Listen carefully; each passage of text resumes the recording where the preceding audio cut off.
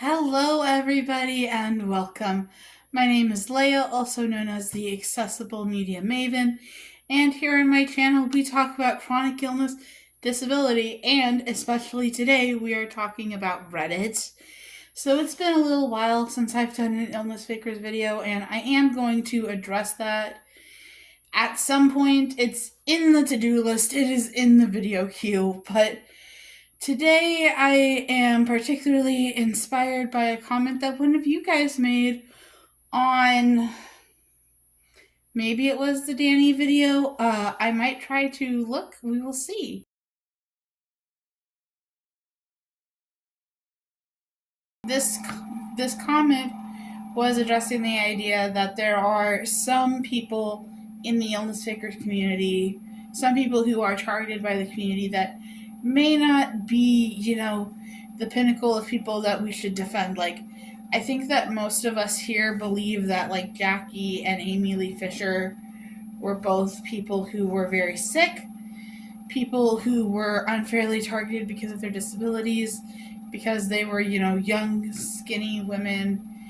Amy was white, Jackie was Hispanic, but I would almost argue white presenting, certainly because of her husband being white and her dad being white. But when I started this series, I promised Dr. Mark Feldman that I would try to be honest and tell both sides.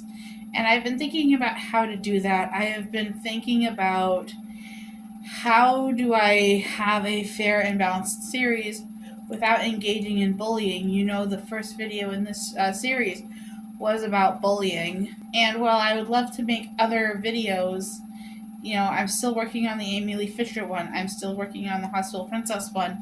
I can't deny that there are some people, especially as of late, on IllnessFakers that's made me wonder, maybe these people aren't exactly who they claim to be. A good example of that, I actually have two. Number one, there is a gal on there now. I don't remember what her flare is. Don't ask me what her flare is. And she very clearly is having iron infusions. You can see the tubing all the way down to her. I don't remember if she has a port or a pick or just a standard IV. You can tell in her tubing that it's red, which is an iron infusion. But the bag, for some reason, the picture on the bag is a yellow chemo bag. And actually, IllnessFakers was able to reverse image search and find the exact image that was used to make it look like it was a chemo bag. And yeah, that was pretty clearly fake.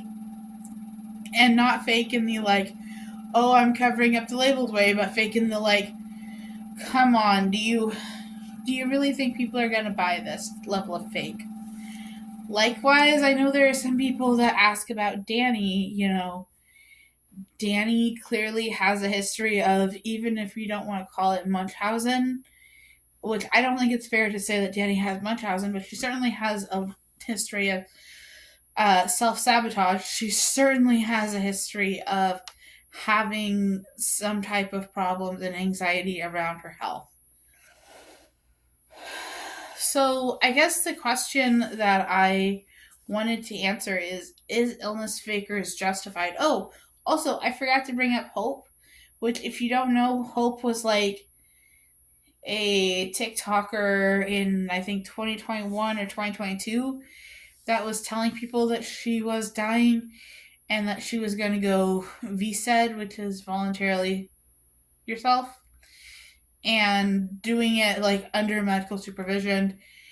And then she just didn't die. She continued to live. And there may or may not have been a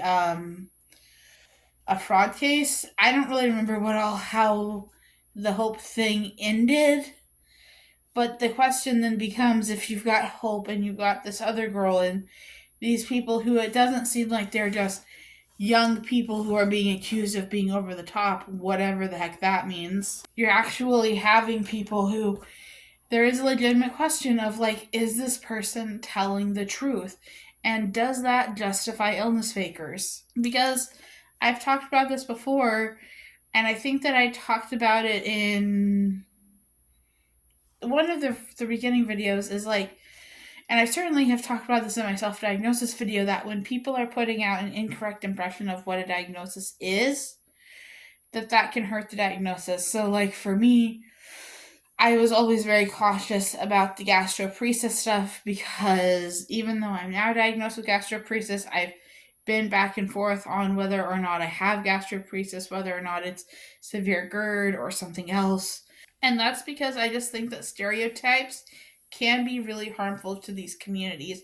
I think that just like how it can be harmful to have stereotypes about autism, it can be harmful to have stereotypes about gastroparesis. I literally was looking up like, can gastroparesis go into remission? And there was a question of, can people with gastroparesis eat? I don't know how to tell you guys this, but the majority of people with gastroparesis, including me when I'm in a flare, can eat. It's not just a special thing for that everyone with gastroparesis is tube fed, or even that most people with gastroparesis are tube or TPN fed. That's just not a thing. So I'm definitely concerned about, are we stereotyping these illnesses? Are we creating stereotypes for the general public? Um, but on the other hand, does the end justify the means? Does calling out people who are faking illnesses, does that really justify the way they treat people? Does it justify the way they treat Jackie? Does it justify the way that they treated Amy? Does it justify the way they treated Cheyenne? Even if, let's say that the Raw Life, and I'm just picking them out of a hat, let's say that the Raw Life really is faking, that Denise really doesn't have any of the problems that she claimed that she had when Jackie was alive. Does that really justify it? Is it really okay to bully and drive these people off of the internet just because what? Just because we don't agree with them? Just because. And I don't want it to sound like I am justifying or minimizing the impact of Munchausen. I think that Munchausen does exactly what I'm talking about, right? It does stereotype these illnesses. It does put an image in people's minds of what these illnesses are that is fake. But I tend to take the approach that Dr. Feldman takes, that Munchausen is a mental illness. And, if someone who has recurring SI thoughts uh, goes to their therapist and says, well, I had an SI thought again, the therapist wouldn't be like, you're out, you're not allowed to do this anymore. Or even if we want to go, even when I have a binging episode, my doctor, my endocrinologist doesn't, pick me up and kick me out of his office. That would be kind of mean if he did. I love my endocrinologist, by the way. He's lovely. All of my endocrinologists have been lovely. They don't just pick me up and throw me out just because I don't do what they want me to. No, they try to be understanding and realistic and understand what real life is like for real people. Okay, so right here I had an entire section about chronic illness and monetization, but then I had so many thoughts that I'm going to break that off into a second video.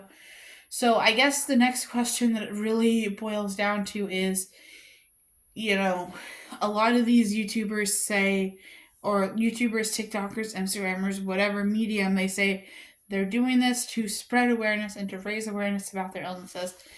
And I guess my question is, does vlogging raise awareness? That was the first question that came to my mind. And like I said, I try to imagine if someone was looking up type 2 diabetes and they only saw my story. They only saw that I was in and out of the hospital. They only saw that I have, frequent flyer at the ER. Or not really frequent flyer, but my goodness, it feels that way. They only saw that I'm on loads of insulin and giving myself, 5 shots a day minimum. That wouldn't paint a very good picture of what life is like for most type 2 diabetics, because most type 2 diabetics aren't on insulin. Most type 2 diabetics are managed with metformins, is it sulfonylureas? I think it's glipizide and the like, or now they're managed by Mounjaro and the like. And so they would not necessarily be getting a good picture of what type 2 diabetes is like just from watching my content. So the question is, do people with chronic illness have to be raising awareness, or can they just talk about their life? I like watching different people's lives. I like seeing what they do. I think it's fun to watch people who have different jobs and see how they work from home. I watch a whole variety of YouTubers, and I think about how, you know, I watch budget YouTubers sometimes. And some of those budget YouTubers are dinks, double income, no kids. They make 80 grand a year. They go on vacations and they buy iPhones for cash. And on the other end of the spectrum, I have watched budget YouTubers as a single mom that they're doing everything they can, that they need their YouTube and their Etsy money and their TikTok money just to be able to feed their kids and put them in soccer. And I don't necessarily think that the YouTuber that doesn't have any kids is emblematic of all people who are married and don't have kids. And likewise, I don't think that the YouTuber that's a single mom is emblematic or the standard or what all single moms should be. I think that that's kind of bullshit. Like, I think that YouTubers should be allowed to talk about their lives without being considered the standard or what everyone is.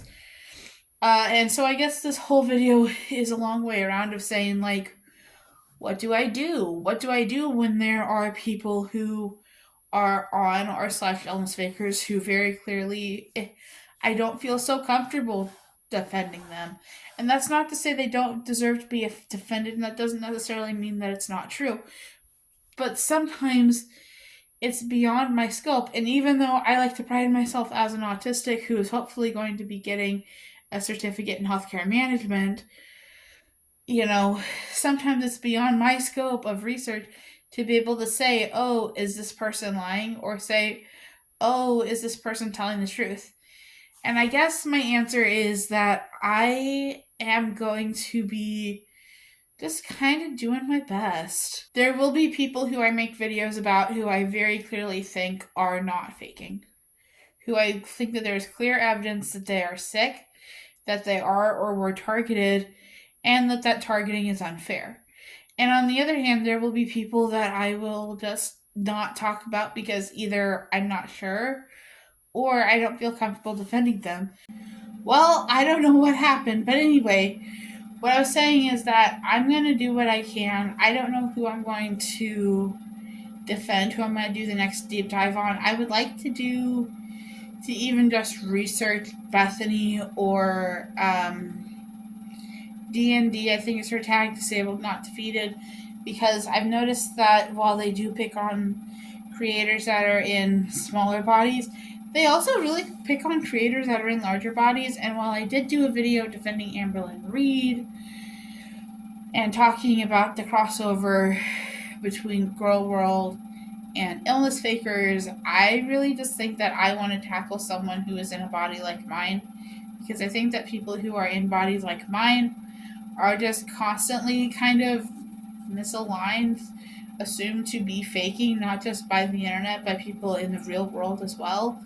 And I think that it's important to kind of break down what things are and to be able to defend people. So, yeah, I guess this is kind of a rambly video to say of like, I recognize that just because someone is on IllnessFakers, you can't really assume one way or the other. You have to do your research. And really, I think that that's the problem with IllnessFakers. Other than the bullying is a problem, and I'm never going to condone the bullying.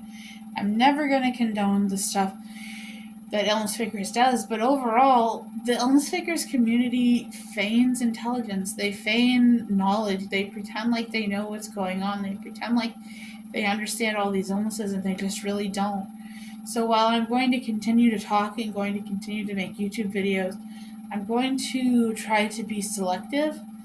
And also, I think I'm going to hopefully, make more videos of just introducing you to some of these people that are targeted.